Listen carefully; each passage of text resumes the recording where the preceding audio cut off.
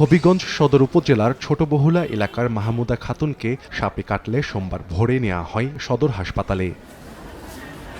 স্বজনদের অভিযোগ, চিকিৎসক প্রেসক্রিপশনে অ্যান্টিভেনম ইনজেকশন লিখে বাইরে থেকে কিনে আনতে বলেন। তবে পাশের ওষুধের দোকানগুলোতে প্রায় 2 ঘন্টা খোঁজ করেও পাওয়া যায়নি অ্যান্টিভেনম। ততক্ষণে হাসপাতালেই মারা যান মাহমুদা খাতুন। পরে জানা যায় হাসপাতালেই রয়েছে পর্যাপ্ত অ্যান্টিভেনম। জানাজানি হলে ক্ষুব্ধ হয়ে ওঠেন স্বজনরা। হাসপাতালে ছড়িয়ে পড়ে উত্তেজনা। অ্যান্টিভেনম ইনজেকশন হসপিটাল আছে, দিছে না দিয়া রোগীর অভিভাবকের সারা শহর ঘুরাইছে, 2 ঘন্টার মতো ঘুরাইছে। ইচ্ছা করলে দিতে পারতো, না দেওয়া এরারে ঘুরাইতে গিয়া এই সময় কেফন হইতে গিয়া এর ভিতরে রুগীটা মারা গেছে। সাপে কামড়ের রুগী কয় ঘন্টা এমনিতে থাকে, 2 ঘন্টায় ওরা শহরে সারা শহর ঘুরাইছে। সরকারি ইনজেকশন কি পাওয়া যায় মার্কেটে?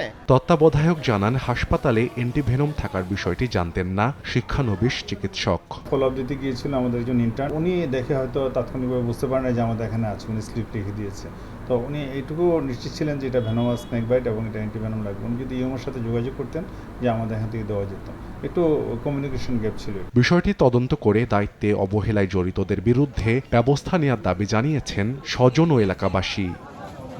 সময় সংবাদ, হবিগঞ্জ।